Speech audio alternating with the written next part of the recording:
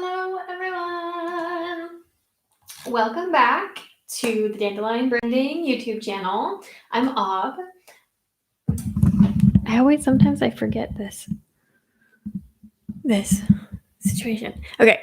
I'm a co-founder here at Dandelion Branding. My name is Aubrey, and I run this live marketing series every Thursday at 3 p.m., which is 9 a.m. Eastern for those of you in the USA. I'm located in the Netherlands, in a little town called Lunen. Dandelion Branding is a digital marketing agency for sustainable brands. We have a ton of different types of content here. I do these off-the-cuff lives every week about just different little marketing things. Courtney has a monthly video where she shares information about platforms and stuff, which is super helpful information. And then we also have a weekly podcast called Environmental with Dandelion. That is an environmental issue that we deep dive into every month. So if you like this type of content, I highly recommend that you subscribe to the channel because we're here for you. And also because YouTube likes to know that that's something that you're interested in. And if you don't want to, that's also fine. But yeah, anyway.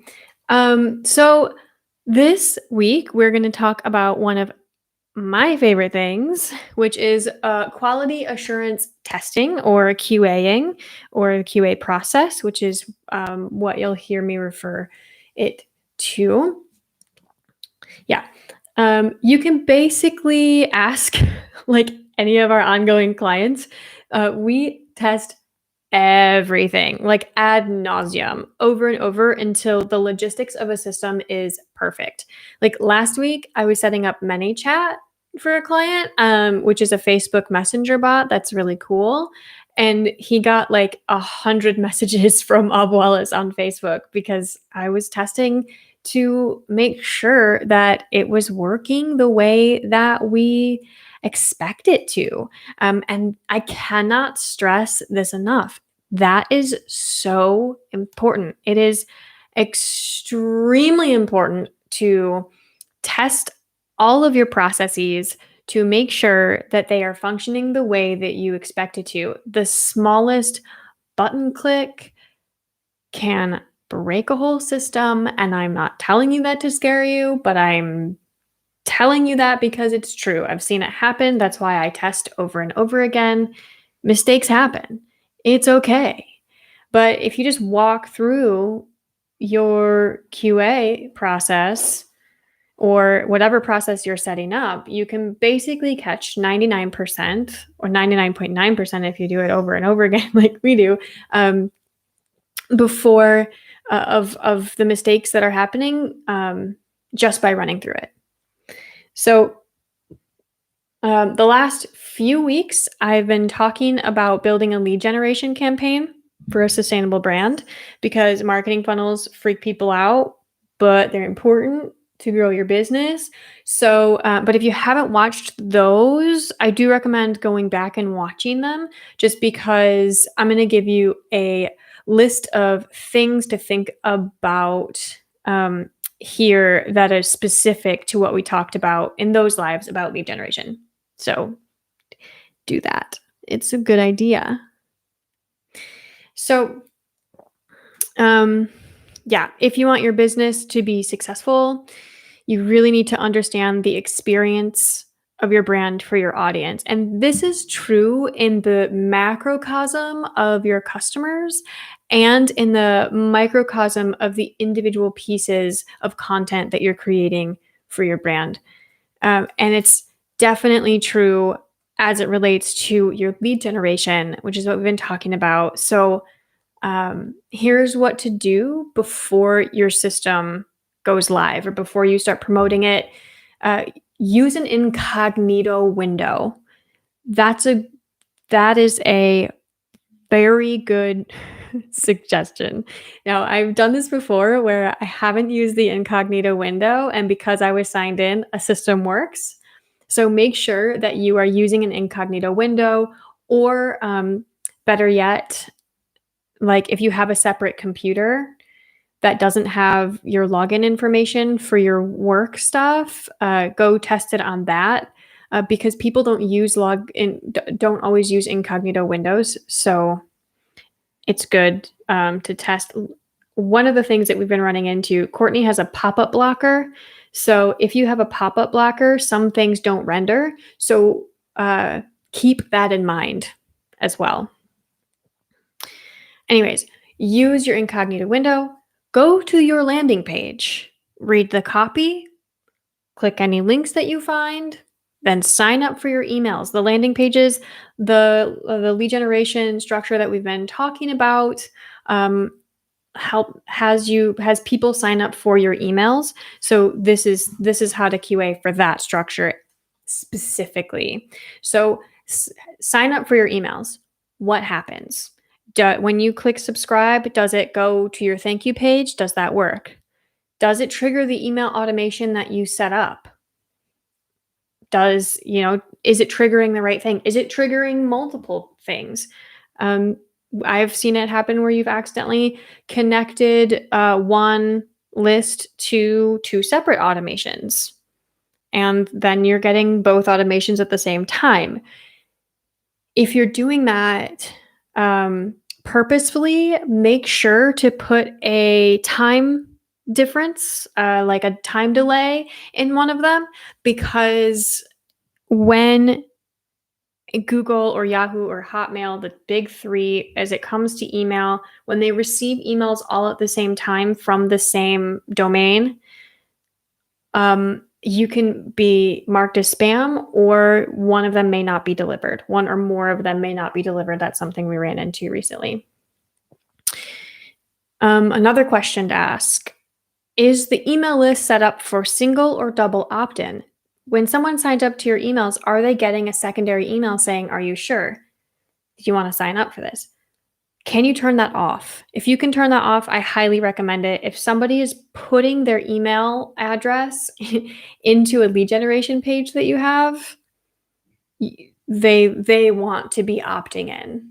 They want to be there. And it's kind of a pain to have to then go to their inbox and say, yes, I do want to subscribe to this. I know that GDPR rules are very important. Yes, they are. Thank you for data privacy, but also there's a level of customer experience. Sometimes that experience in a double opt-in isn't great, especially for lead generation. If you want the double opt-in to be set up, what kind of experience is that for your potential subscriber? Have you edited that double opt-in automated email? They are ugly as heck. They just are. They're not cute. You have to edit those, especially if you're using Klaviyo, if you're using MailChimp, any of these that have this automatic double opt-in, they also use the name of the list that you've subscribed to. And sometimes those list names aren't pretty. So just make sure that you are editing the double opt-in subscribe information if you do want that. Turn it off if you don't. Yeah. Are they reaching the thank you page? And do the links in your emails work? If you don't take anything else from this video, please take this one thing. Anytime you write an email to your subscribers, send it to yourself first, send a preview to yourself, and click all the links in there and make sure that they go to the right places. All right. It's really simple to do this, and it adds 2 minutes of time to your creation. But this step in the QA process is absolutely invaluable. Just sending the emails, clicking the links. I know. It seems like I'm being do this thing and you'll be fine. But really, I've been doing this for almost a decade. And I can tell you that the better I get at marketing, the more valuable I find the QA process, the more I rely on it, the more that I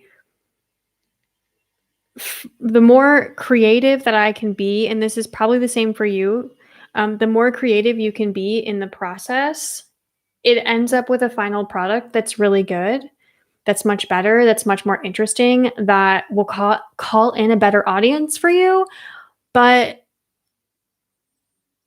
it also gives you more space to make little tiny mistakes, and those little tiny mistakes can lose you trust and sales over time. Um, because honestly, most of the time, your links are probably fine. That's what you want. But that one time that your blog article goes to a different page or your coupon code doesn't work, make sure your coupon codes are live, or and that if you're sending them in an email or putting them on a page somewhere, or putting them in a social post, that it is exactly correct, that people can copy and paste it into their sales page checkout. I have fully seen huge sales go under because a coupon code doesn't work. It wasn't turned on, the dates were written incorrectly, something. Um, Making sure that everything you share outwardly acts the way that you expect it to and your audience expects it to is second to none when you are building something new or improving something for your brand. I Yeah, I can't think of anything that's more important besides actually, like, getting your boots on the ground, getting them dirty, and making stuff, is making sure that stuff actually works and that people can move through the process, that it's seamless, that it's easy, that there aren't a bunch of, like, weird buttons they have to push, and that it works the way you want it to. So that's my spiel about the QA process. If you have any questions ever about anything marketing related or holistic marketing strategy, how to market for a sustainable brand, join me next week. Next week, I think it's next week. And next week, yes, I'm having an AMA, so you can ask all the questions about sustainable marketing that you want to. That is June. I'm gonna find a calendar. June 3rd. Next week, June 3rd at 3 p.m. Dutch time, which is 2 p.m. in London and 9 a.m. in the Eastern USA. I will be here to answer your sustainable marketing questions. If you don't think you'll be able to make it that time, you can always send an email, drop a comment, drop a question anywhere, and I'll cover it. It is, as usual, have a lovely, beautiful day, everyone, and I will see you next week. Bye.